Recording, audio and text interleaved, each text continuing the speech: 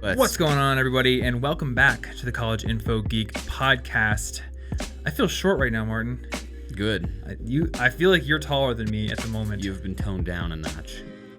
Have I? Yeah. Because I'm too lazy to adjust the camera to get headroom, so I'm just like... It's a metaphor. You didn't deserve the extra height. Okay, now I feel really short. How's that? Well, day 2 in the new studio. And part of me is already regretting it. Yeah, I'm sure. I'm very excited for when we have time to actually batch this setup, but I'm heading... It's very complicated. It's pretty complicated. I'm heading to New York City this week, so we ain't got time to batch, and that's fine. So we are going to do another book analysis episode because I happened to pick up this book called The Dip by Seth Godin, which I have actually referenced in videos before, and I'm pretty sure I've referenced it even on the podcast, but I hadn't actually read it. I had read maybe a synopsis of it, or a blog post or something about that where he kind of explained the idea, but I have finally read the book. You read the book. It is likely that we will talk about the book for longer than it took to read the book. It didn't. Yeah, you know what? That's actually pretty plausible. That would be within a standard deviation. What if we attempted to spend less time talking about the book than it took to read it? I don't know how long it took you to read it. It took me probably an hour and a half, I would say. Hour. Maybe an hour for you. Oh, Mr. Super Speed Reader over here. You know, I just... 1 hour club. Yeah, I couldn't do it. That's how I do. Before we get into it, though, I do have one announcement that I'm very excited about and very happy about. This podcast is finally on Spotify. And actually, I felt really weird because on the last episode, we said, hey, everyone go tweet Spotify because we wanted to have the show on Spotify. Hey, it worked already. Before it released, in the week or so before it released, it actually got on Spotify. So we no longer have to petition the audience to beg for Spotify to have the podcast because now it has it. So I have gone ahead and I have put a Spotify link in the YouTube description. We have it, I believe, in the show notes now.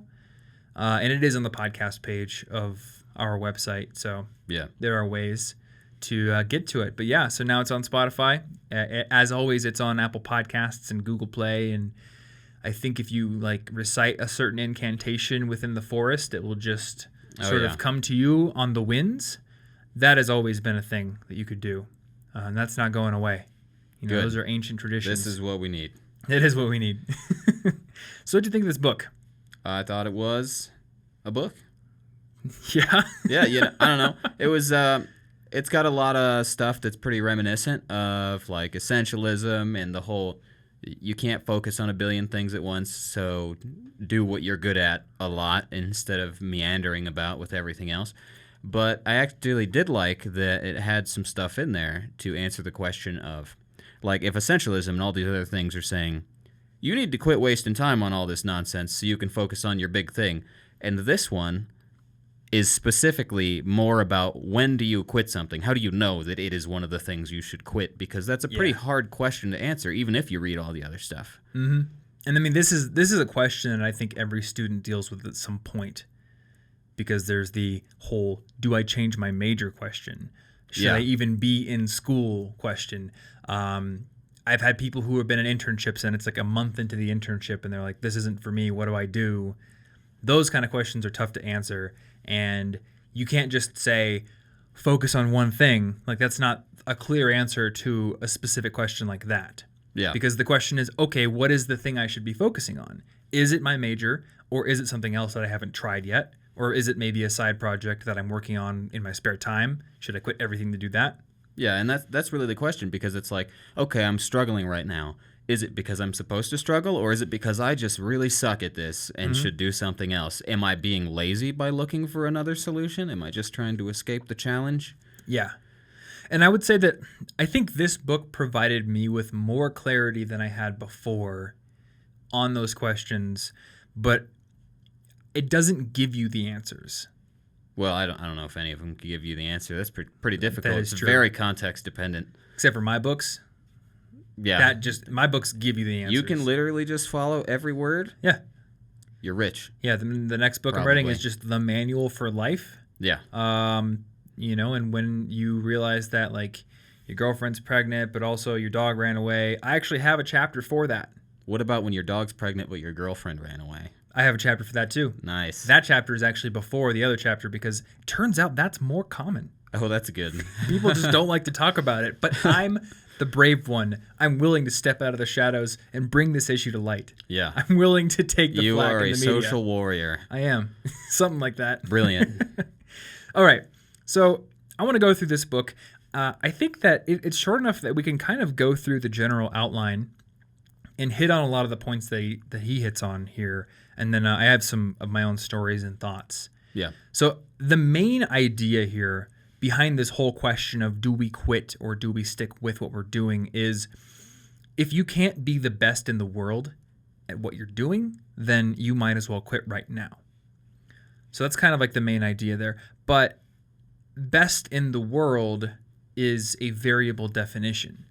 So I think when a lot of people hear, if you can't be the best in the world, quit right now, they're thinking, I can't be LeBron James. I can't be The Rock. I can't be Starbucks. I should just quit right now.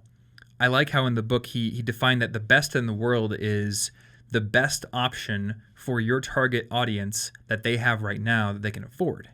Yeah. So, maybe this isn't the best podcast in the world, but it's the best podcast for a specific audience who gets it for free. Or I'm not the best speaker in the world, but I may be the best speaker that a specific school has the option, who knows about. That's another thing. I mean, with the internet, like there's definitely more of an ability to know about people who are outside of your geographical area, but people still don't know about all the options out there. Yeah, you got to be best in the specific world you're talking about. Not literally Earth, but like this section of this city for this income class for this type of person. Yeah, exactly. Be the best in their world. Somebody wants a local web developer, let's say. You're not competing against people in other cities, Yeah. Like the web development place you worked for in Des Moines, they weren't interested in hiring outside of Des Moines. Yeah, they weren't hiring like people from everywhere. Yeah, they could have hired somebody in Sri Lanka remote, and they could have been like the best web developer at a specific language, but they wanted somebody who was in the office, so I'm guessing there's better communication. Well, yeah, you're all in the same time in the zone. Office. They speak the same language. They're within the price point. There's all sorts of things. So it's really not literally best in the world. Yeah. So you're just trying to figure out like what is my target market? What can they afford? How do I get them to know about me? And within that circle, how do I become the best in the world? Yeah. And then he also does a little bit of a demonstration of why being the best in the world is so good. And I liked this part because he talked about the zip distribution, and I don't know how to pronounce that because it's ZIPF, and that is zip. That's a really weird consonant pair there. No, it happens in like German. But actually, I was going to go through here and just look at it. I liked that. Well, I liked number one that he provided a graph that showed just exactly why vanilla is the best ice cream flavor out there. It is a good flavor. It is a really good flavor, and all people who like chocolate, I mean, just look at the book, man. You're like outnumbered 4-1 almost, it seems. Yep. And I'm kind of a chocolate chip or chocolate chip cookie dough kind of guy, but I do like vanilla. And I remember going to Baskin Robbins with my mom when I was a kid, and she would always get mad that I wanted vanilla. But hey, I'm just going with the best flavor. Yep. But so the zip distribution, or Zipf's law, as he states it here, basically shows that in many, many fields, the number one or top dog gets the majority of the benefits. You're looking at my computer like it's about to burst into flames. It is.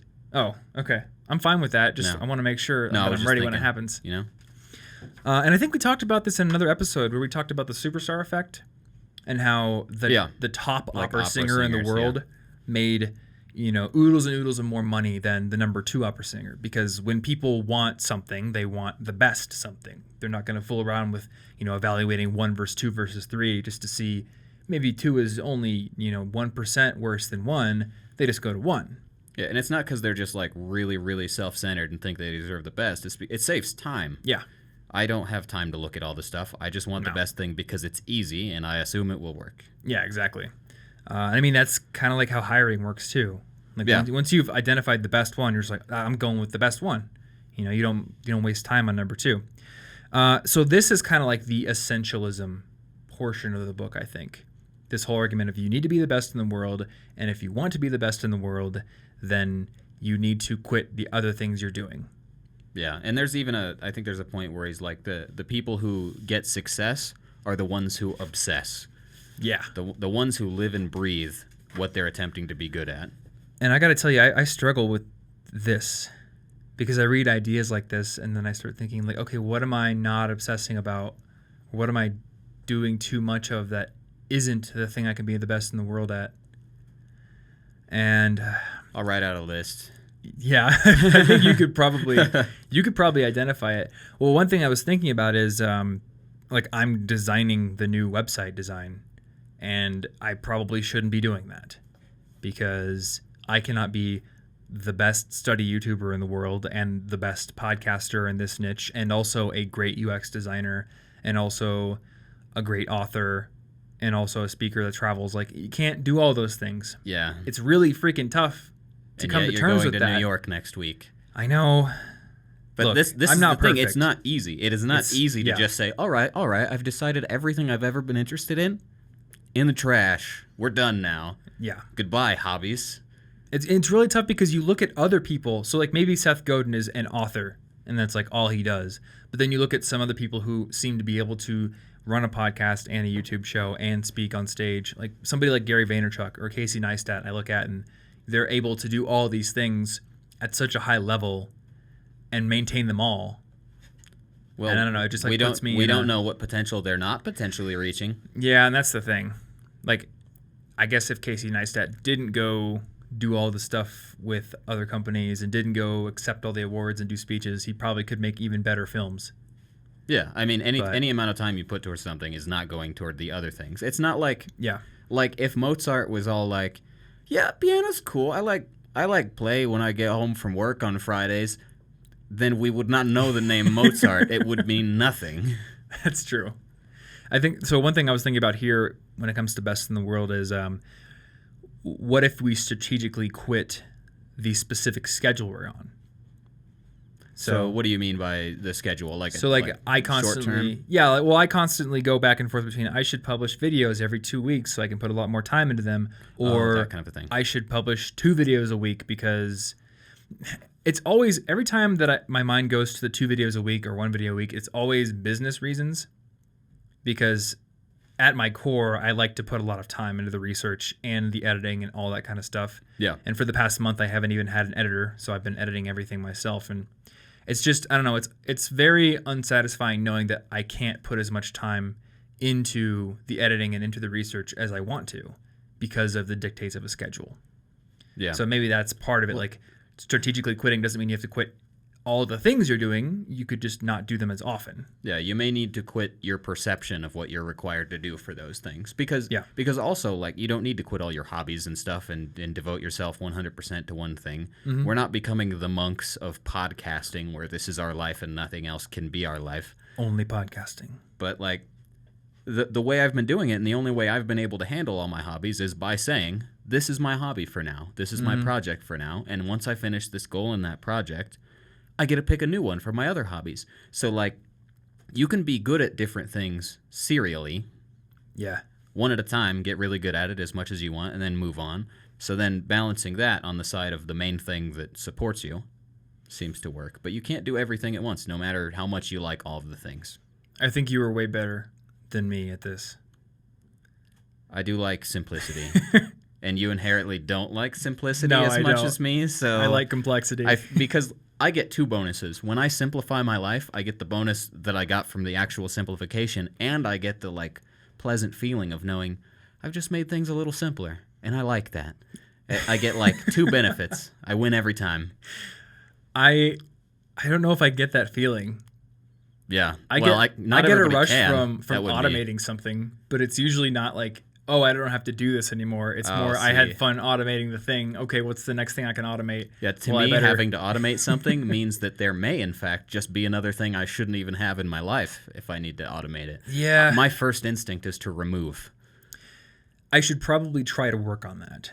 So one thing I've been toying with is the idea of trying to force myself to do a video only using Premiere and not using After Effects.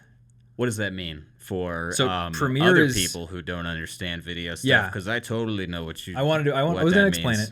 So Premiere is the video editing program that I use, and it's for cutting footage. You can do some basic graphics in there. You can make text, and you can obviously put pictures in there and B-roll and everything. Okay. After Effects is where you can do way more with motion graphics. So my workflow tends to be thing? The llama thing is done in After Effects. Okay. I could do it in Premiere. And actually, I have actually changed it recently to the point where I think I could actually do it in Premiere without any lowering of the quality of that particular little llama graphic. Okay. But I have noticed that when I learn a new technique, I tend to have this thing in the back of my head that says, okay, now you have to use that technique in every single video forever, alongside all the other ones that you've learned.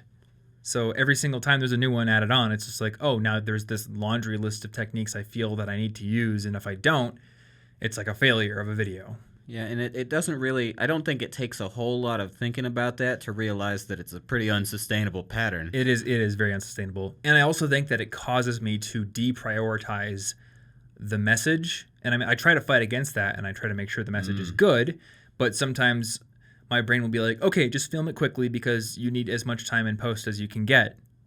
And I mean, it's kind of silly because I could see how that could the throw talking the balance part off. Is at the heart of the video.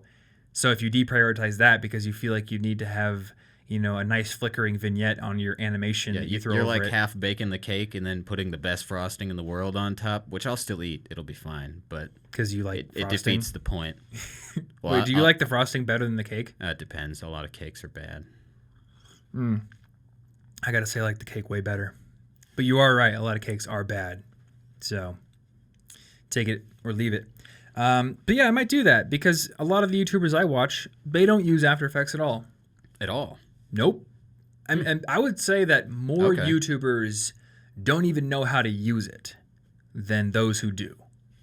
And I'm over here using it for like the majority of my editing, actually. Once I've got like the cuts made, I try to do almost everything in After Effects.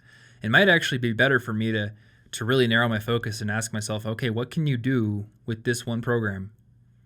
Just like we did that one time with the summer video. What can you do with a video where you don't ever shoot in your studio? Yeah. And you're only on location. Yeah, that's an interesting point. So it may not even be quitting an activity. You're potentially thinking about quitting subsets of that activity. And so that's something he talked about in the book, actually, where he talked about the difference between quitting a strategy and quitting a tactic.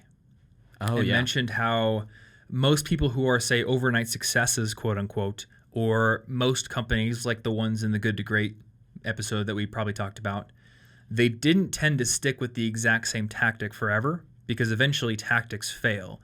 But what they didn't quit was the market they were in, because they knew markets are full of many, many, many people, and over time, those people start to learn about you. So if you don't gain momentum right away, the answer isn't to quit. The answer is to try to find a better tactic.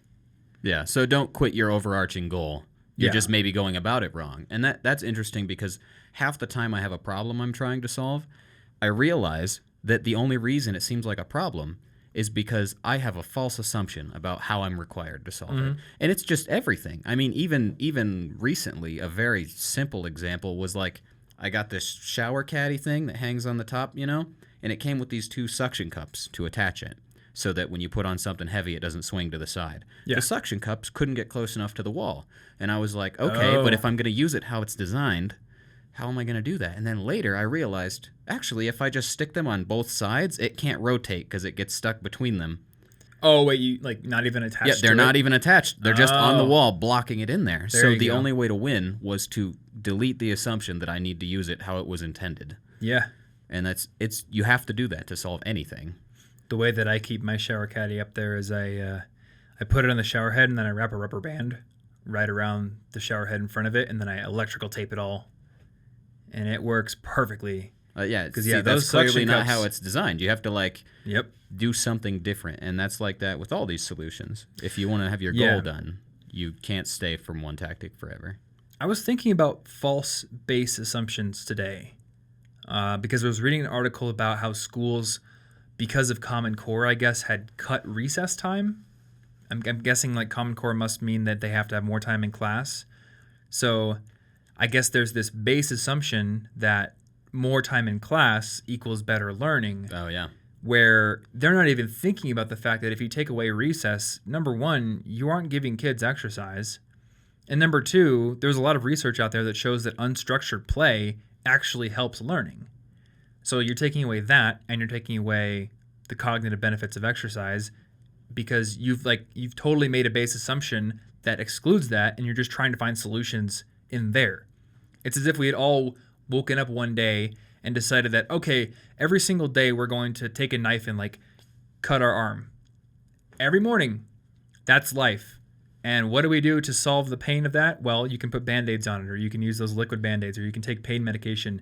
There's all these solutions that are operating within the subset of this base assumption is what we're going to go with, and we're never going to challenge it. Yeah. Maybe we should just stop waking up in the morning and cutting our arms open. No, that's ridiculous. But it's exactly like that. We start with a false assumption, and then the problem is you get so stuck in there, or you've spent so much time trying to solve it from that angle, that you're resistant to saying, wait, maybe all this was wasted time, and that's not the problem at all. Yeah.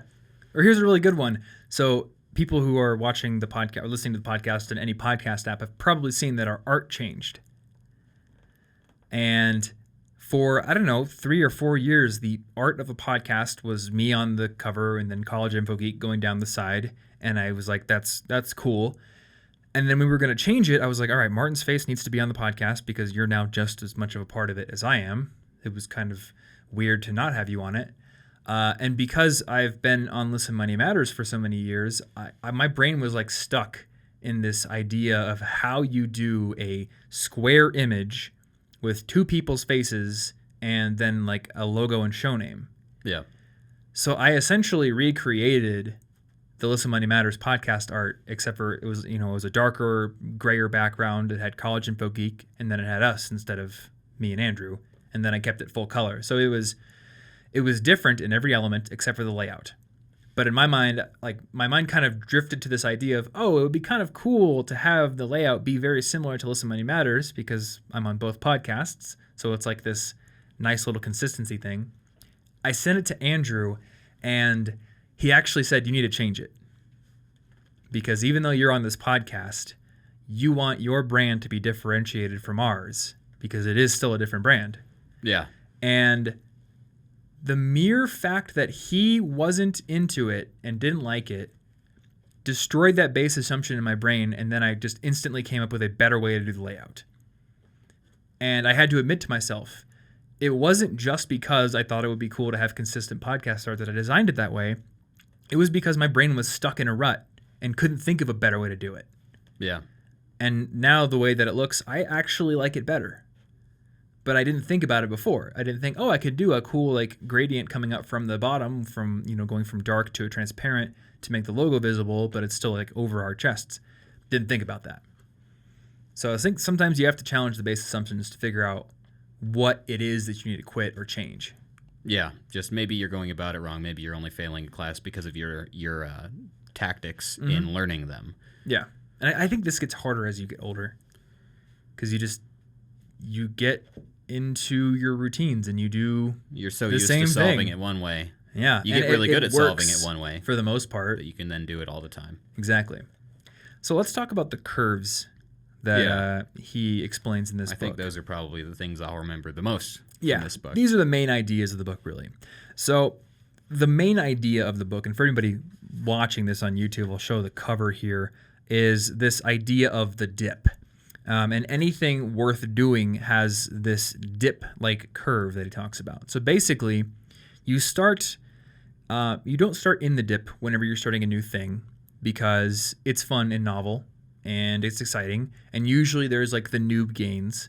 If you're a weightlifter, there are actually noob gains. You can add 50 pounds to your bench press in a few weeks if you have consistent training and you have a good program.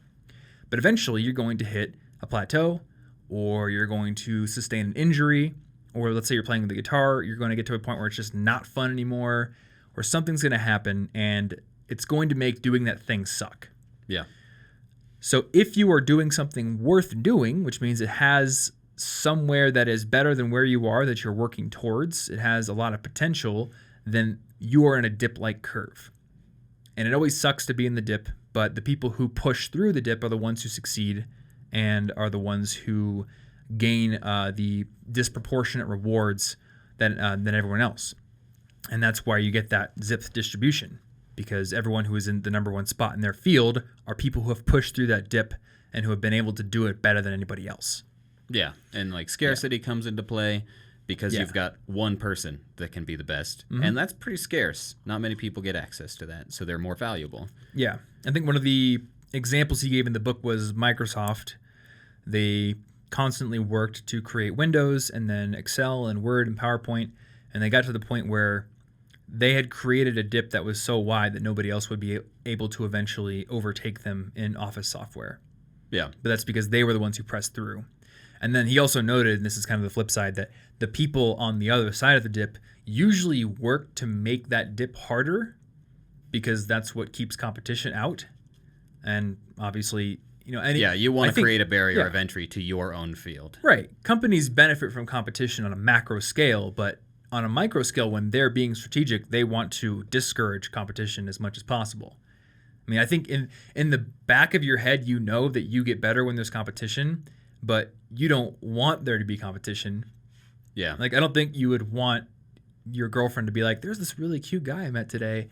Like, no. Well, no, then you've got to try hard all the time. Exactly. Yeah. You don't actually want that. So companies do all they can to widen the dip.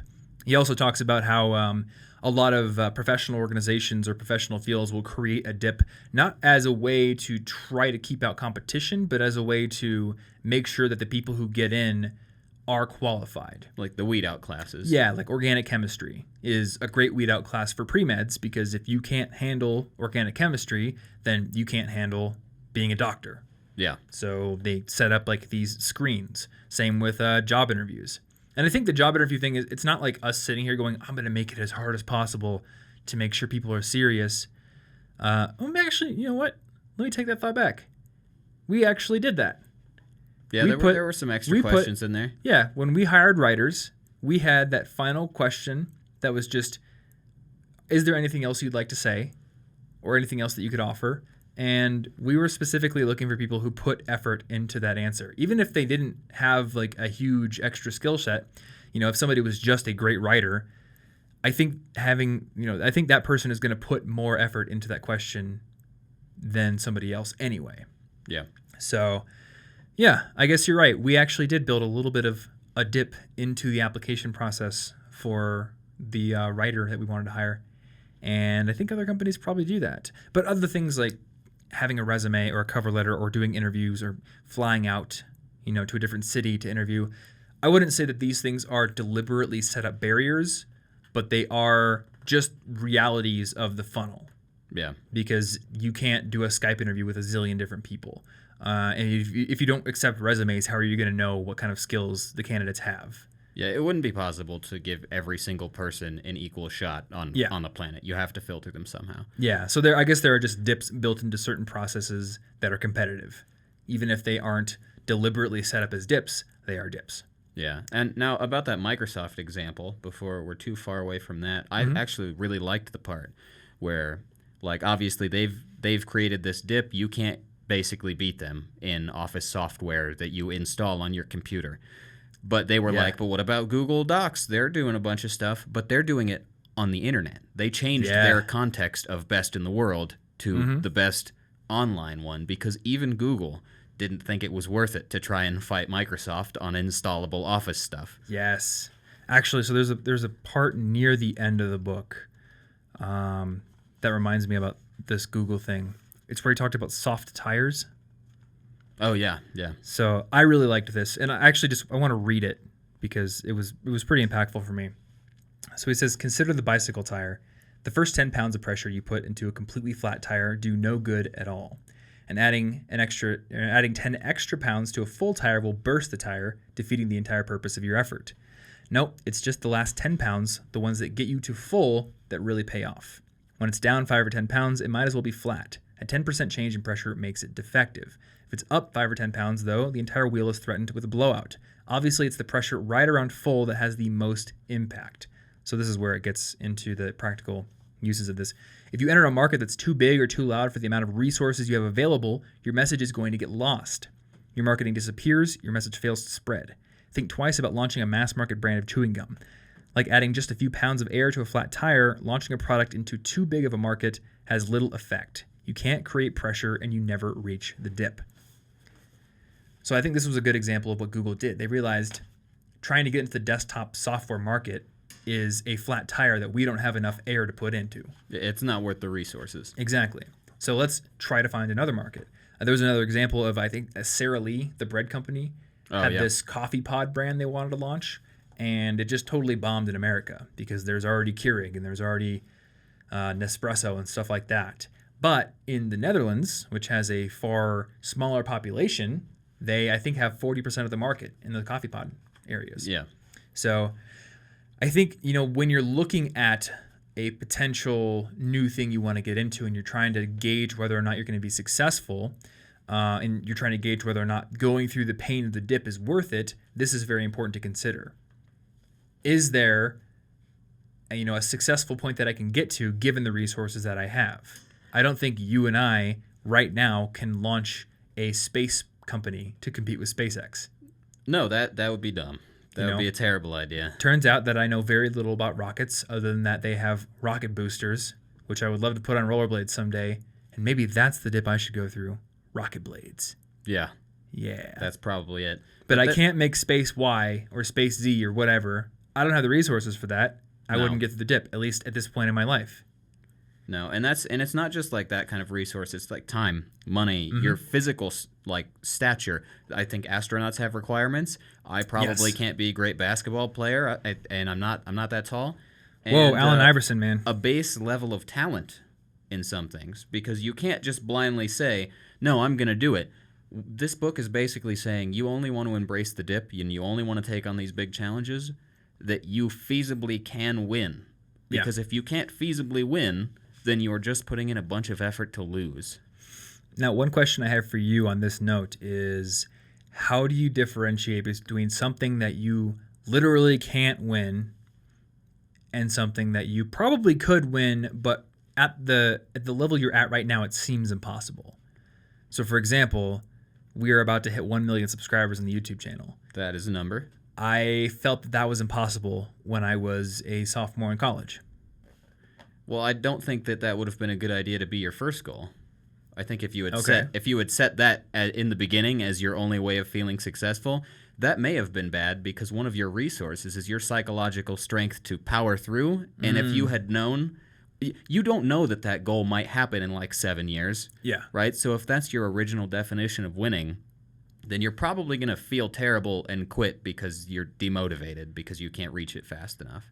And that's one of the things in here. He's got 7 reasons that you might fail to become the best in the world at something. Okay. And so you can either run out of time, you run out of money, or you get scared. That would be this one because you're like, it's way too big. Yeah. You're not that serious about it. You lose interest or enthusiasm, or you settle for mediocrity. Like any of these might happen because you started too big of a goal. So I think that what you would want to do is, if you can cut it down to a measurable thing that you can succeed at now, maybe it's worth doing. Okay. If it's not relatively short term, then I think maybe that's the kind of vision you keep in the back of your head, but you shouldn't let it consume you. That makes sense. If you can't make measurable progress toward it. So if I did want to form my own space exploration company, maybe it's not the case that I should just totally give up on that dream forever, but there's got to be some intermediary thing that I have to prove to myself that I could do first. Yeah, like stepping stone dreams. And also, if you don't care about a lot of the stepping stone dreams on the way there, then maybe you don't actually care about the content of the later dream. That's true. Maybe it's just the status that you're after. Because we talked about our friend who changed his major because he didn't really care so much about engineering. He liked the image of this fancy computer hacker like the guy from The Matrix. Yep. But all the middle parts weren't that interesting. He didn't want to spend his time hacking around on computers and doing all this nonsense. Yeah. So if you're not actually that interested in the middle steps, or you're not that good at the middle steps, or you don't have the resources to reach the middle steps, then I think it's probably a pretty safe bet that you can't do the bigger steps. Yeah, that makes sense. So maybe keep the bigger steps in the back of your mind, but then define the middle steps. Yeah, they should be motivating, but they shouldn't be your goal. Yeah. It shouldn't be like, this year, I'm going to start a new SpaceX. That's a terrible New Year's resolution. That's not going to work. 9 out of 10 people who try to start a new SpaceX fail. Yeah, they don't succeed. Turns 9 out. out of 10. Okay, so we talked about the dip, and I mean, there is going to be more about the dip because it's the title of the book. There are 2 other curves, though. So I'm going to start with the third curve first because there's less to say about this one. The third curve is the cliff. Yeah. And the cliff is something that continually gets better and better and better until a sudden drop off. And the example here he gives is smoking. Yeah. You know, smoking, I guess, I'm not a smoker, and I hope that most people listening to this aren't. But for those of people out there who are, it becomes more and more addicting, that's for sure. The one thing that I wondered about when he talked about this is, like, does smoking actually become more pleasurable over time? I don't know. I guess if you look at it from the perspective of it becomes more and more necessary for you to feel normal. So from that perspective, it could be like a steady trend upward in a certain way. But there are very few things that he points out here. There are very few things in life that have this steady uptrend that are actually worth doing. Usually it's pretty bad things because there's eventually a drop-off. In the case of smoking, maybe you're a bank robber. Yeah. You know, you're a really good bank robber, and you keep making more and more money. But you know that at some point, there is a point, it all crashes. And it was never worth it. We're just going to pull one last job. Yeah. Then we're going to be able to retire to the Bahamas, and I'm going to be out of the game forever. Just one last job. Come on, man. Yeah, if it seems like it's going to get better and better and better, but you know that at some mystery point it's going to fall apart, then it's not that great of a curve. So that's the cliff. And then there's the cul-de-sac, which is basically any kind of like dead-end pursuit where you can see that you're just kind of going to be where you are forever. It's never going to get better. Yeah. And this is a lot of jobs. It is a lot of jobs. If you're the number 1 cash register operator on the planet, you probably still make the same amount of money as the person next to you who's on their phone. Yes. I don't think you probably leave that job. That's your reward for being the best person at that job. Yeah, exactly. And like, if you're playing a video game, if you put like 500 hours into WoW, it's probably not going to get any better. So unless like you are having a ton of fun, you should probably quit that because it's cul-de-sac. And so I want to tell a story about my girlfriend, actually. So my girlfriend has been at this full-time job for nearly a year, and she's going to be leaving it because she wants to pursue her own art. And she was afraid to leave it, part 1, because money concerns and things like that. But part 2, people are just afraid to leave jobs because it's like, it feels secure. It feels like the right thing you should be doing. But she would tell me that, like, the work that I'm doing here isn't really making me a better artist. I'm just doing work that gets me money. And usually it's the same level of difficulty, which is usually well below my capabilities, but we're on a time crunch because of the client work. So I can't really, I can't spend a ton of time trying out a new technique or really pushing myself. So we talked about it, and she decided to quit because she wants to have more time to really push herself to do better art. And, I'll put her Instagram link actually in the show notes for this episode.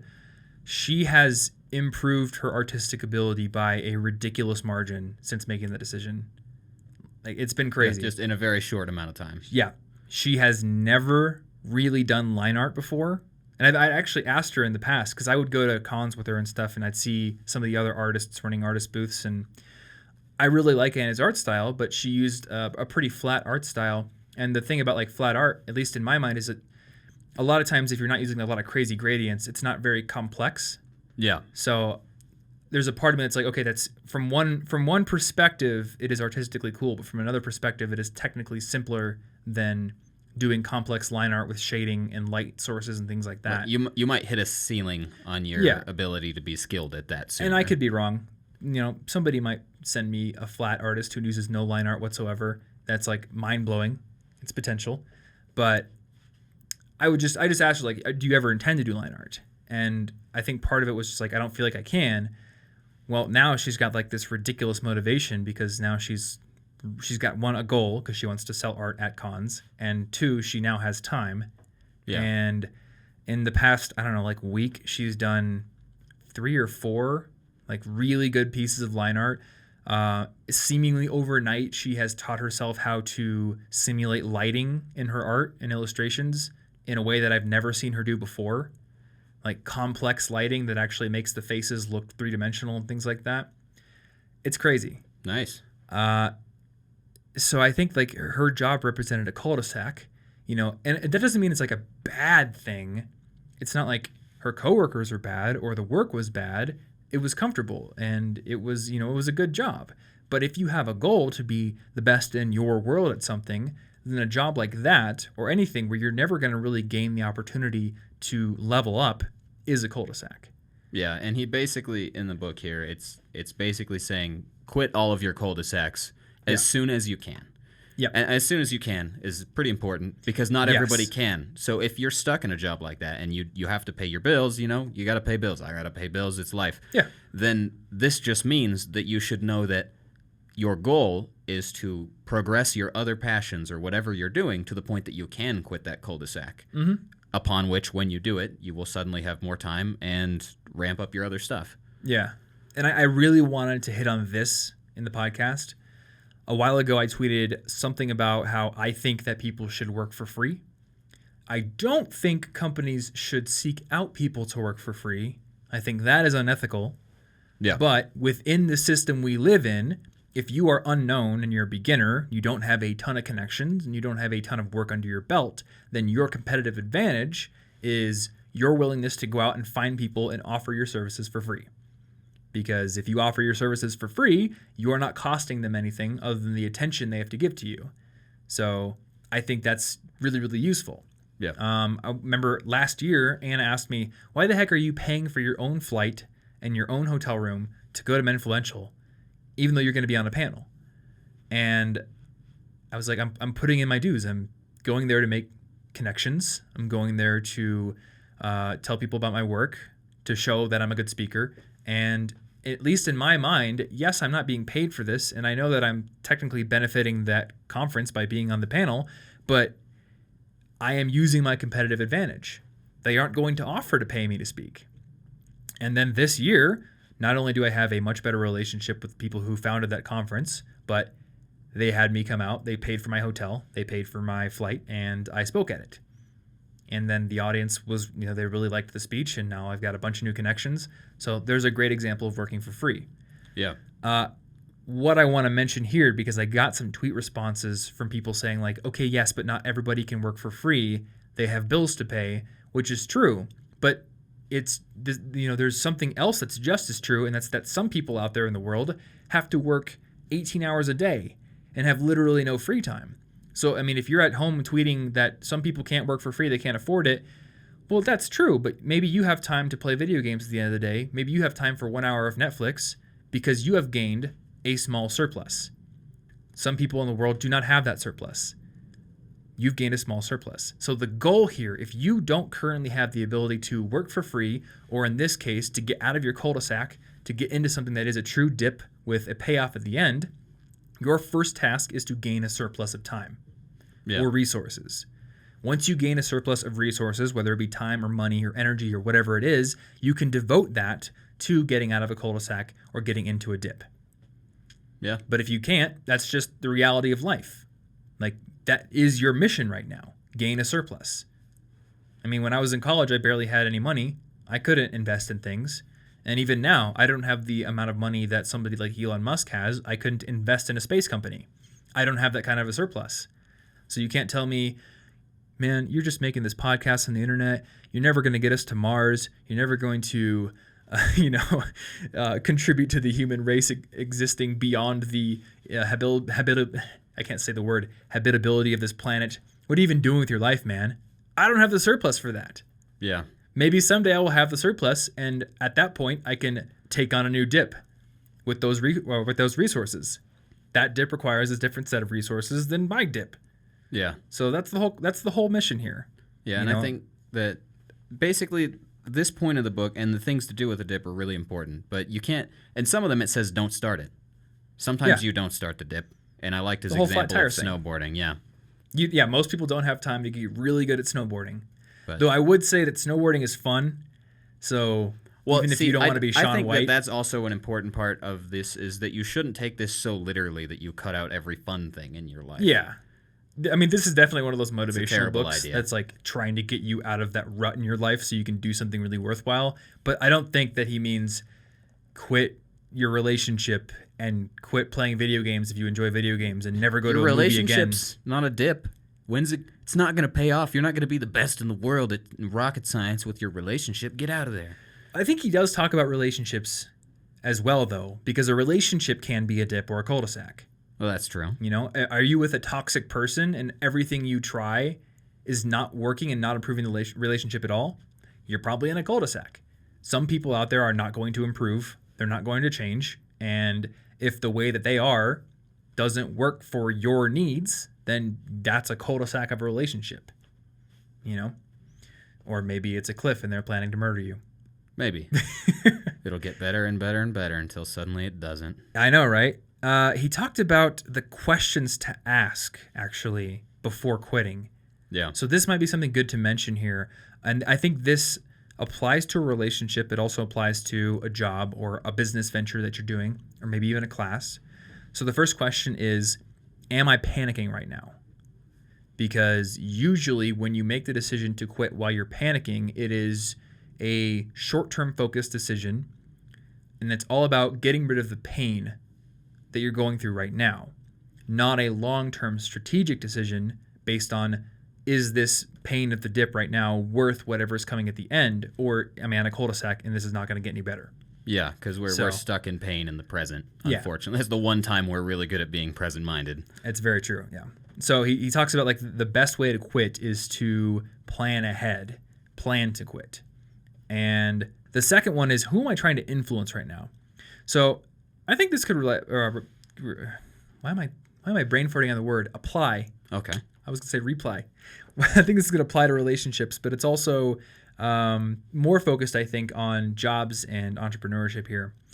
If you're trying to influence one person, then you're basically standing at the base of a wall. Persistence works a little bit in some cases, but in a lot of cases, once you've asked somebody so many times to change or to buy your product or to hire you and they've said no, a lot of times that door is closed. Yeah. But if you are trying to influence a market, whether it be all of the companies that operate in the field that you want to get into, or whether it be a market of people out there listening to podcasts for students, then that's a little bit different. That's more like climbing a hill because you have many different people out there. So maybe some people say, no, this isn't for me, but you're not trying to get only those people. You're trying to get anybody who's interested in that thing. Yeah. So at that point, you know, you're working and you're making your stuff better, and every single day people can discover you, and they're going to discover a better version of you. So interestingly, this question is kind of, is the scope of my world I'm being the best in too small? Yeah. Am I going to be the best at the world at selling vacuums to Thomas Frank? That's what I want to do. But then maybe that scope is really dumb. I think the only best in the world person and or company in that area is Target. Yeah. Because if I need a new vacuum, I'm going to go to Target and I'm going to buy one. The scope of your world is maybe too small. So yeah, that makes a lot of sense. Who are you trying to influence? And I did like how in the book he mentioned that, you know, overnight quote unquote successes like Stephen King or J.K. Rowling or anybody like that, they usually succeed across their market. They usually don't succeed by executing the exact same tactic over and over and over again, trying to target the exact same person. Yeah, they go to different publishers to get their book published. They don't just keep hounding the same. Exactly. Same My friend Jenny Blake had her draft for, what was the book called? For Pivot. I think it was rejected 27 times by 27 different publishers, and then one accepted it, and it was a pretty big publisher. So again, that is an across the market kind of thing. Had she been knocking on their door every single day, they probably would have called the cops on her or something. Yeah. And then the last question here was, what sort of measurable progress am I making? And this is the whole idea of, am I in a dip or am I in a cul-de-sac? Am I moving forward right now, or am I standing still? And a lot of people who are standing still kind of just decide to cope with that, and they're just okay with standing still. Yeah. But that's when it's time to quit. If you really want to be good at something, or you really want to have a relationship that is worth having, that you feel really close to that person, if you're in a relationship where there is no progress being made and you're making efforts, you're actually putting in effort, and you're dealing with the pain, that might be a cul-de-sac. And all of that effort could go to something with a dip. Exactly. I had one more thing that I wanted to talk about here. So when I talked about the dip before I had read this book, and when I thought about it, I found it very easy for my brain to get into this thought pattern of, okay, the dip is going to happen, but I would sort of remove myself from it and then just make this assumption like I'm going to be in it for a while and then I'm going to come out of it. And it's almost like this passive train rider kind of thing. And that's actually not a very good way to think about it. So I wanted to read one more quote from the book here. So the section was titled, "The opposite of quitting isn't waiting around." Now, the opposite of quitting is rededication. The opposite of quitting is an invigorated new strategy designed to break the problem apart. So here's the part I really liked. It's a mistake to view the dip as static, to imagine that you are merely a passive passenger on a slow-moving boat ride, sitting there as you move through the doldrums of the dip. The dip is flexible. It responds to the effort you put into it. In fact, it's quite likely in almost every case that aggressive action on your part can make the dip a lot worse or a lot better. Let's try for better. Yeah, I like that it points out you could also make the problem worse, so please pay attention. Yeah, it's true. So I think you have to be strategic and you have to ask, like, what effort that I'm putting in is actually creating Actually, a good example, good I results. think, of making it worse would be if you're like, I'm not getting the grades I need in this subject, so I'm going to just 24/7, I'm studying. Yeah. Obviously, you're putting in a lot of effort in the dip, but that's going to mess up your grades even worse. Exactly. Yeah, it turns out lack of sleep and no sunlight. Yeah, and it was poorly thought out strategy. Yeah. Or, in a more realistic strategy, someone like me thinking, oh, that video didn't do well, the next one I need to do more animations and more polish on the little things that only I notice. And I am very guilty of that, where you kind of focus in on the wrong things. Maybe it's because they're more tactical, or they're more bound in rules. You can grab onto them a little better than, what's a compelling message or what's a compelling story. Those things are hard and they're kind of like smoky and hard to latch onto. But, this had a better, smoother transition from this scene to this scene. I can quantify that. I can see that, there's a number there that's better, or there's a curve there that's more elegant. That's easier to do. But does it actually lead to results given my goal? That's the question you got to answer. Yeah. Well, in that case, it's really interesting because you're just jumping from the dip that is working through the hard part of that singular project into something that's less challenging. And that's a very dangerous thing to do, that fake productivity that you get when you're just like, I'm going to do 5 seconds of each of these things, and now I feel like I've done 10 things today, but none of them really mattered. You feel good, so that's the tricky part. Mm-hmm. So get clear on what it is you want, and then ask yourself, what are the efforts that I am putting in or could be putting in that are actually creating results? And assuming the thing you're doing is a dip, then focus on those things. Yeah. And if it is not a dip, then try to get out as fast as possible and create that surplus. Cool. Well, is there anything else that you wanted to cover here? Because I actually went through pretty much all of my outline here. I think that, pretty much good, although there was one part of the book that I liked that I think might resonate a lot with students. Okay. And it was the part where he said, a lot of things you're taught in school are wrong, but one of the biggest is that being well-rounded is the secret to success. Because if you're the kid who's got an A and all Bs, you feel pretty good. And then maybe the kid with one A and then all C's and D's feels pretty bad. Yeah. But in reality, after school, that person may in fact just be really specialized, and they may actually end up doing much better because they specialized in one thing and did a really good job at it. Yeah. Because nobody asks their doctor tips to play Crash Bandicoot really well. I don't expect that from them. I mean, maybe I want to ask them because that's a fun question that I just thought of. But that's not their skill set. It doesn't matter if they're terrible at literally everything else that I am not asking them to do. Yeah, they just need to be good at that one thing. So being well-rounded seems great, and it's good if you like the things you're being well-rounded in, but it's not what makes a person the most successful at like anything.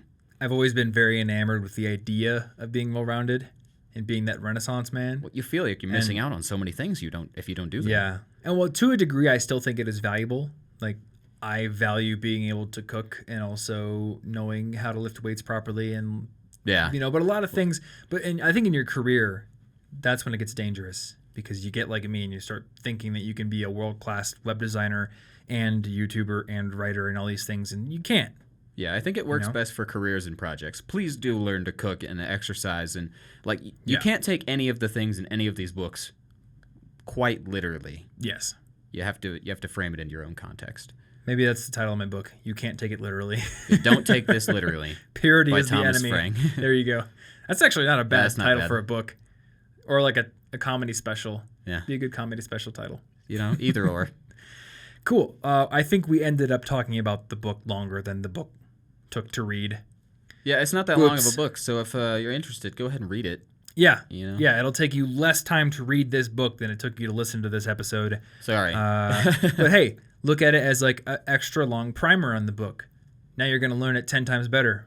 Yeah, maybe. And these things, even if you know a lot of what they say, I always like reading these, even if I know what they're saying, because I come out of it re-questioning what I'm doing with my life. And I think no matter how good you are at what you're doing, it's a good thing to sit back and say, wait a second, how is everything going? I haven't thought about it in a while. So go ahead and read the book if you want. It's cool. Well, there's the whole idea of, you have to, a customer has to be exposed to something 7 times before they'll buy in advertising. Yeah.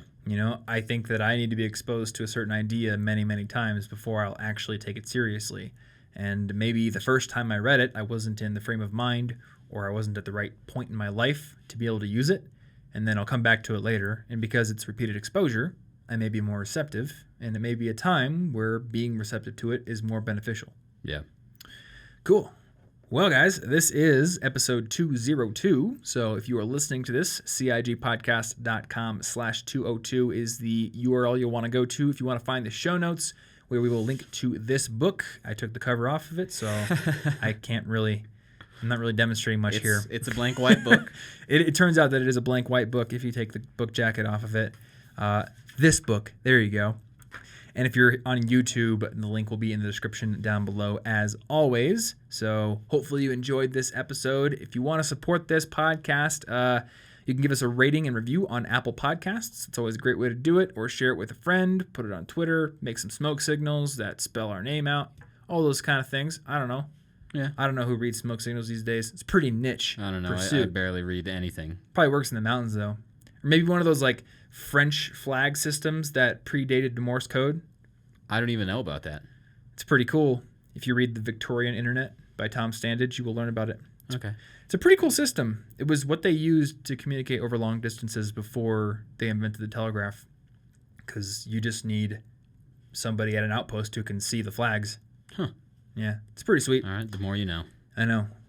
College History Geek. It's our next podcast. I wouldn't mind doing that if I had time. But I got some dips that I got to focus on. So thank you guys so much for listening. collegeinfogeek.com/resources if you want to find our favorite books and apps and our college packing list and all kinds of other cool stuff. Otherwise, we will see you in next week's episode. Stay cute.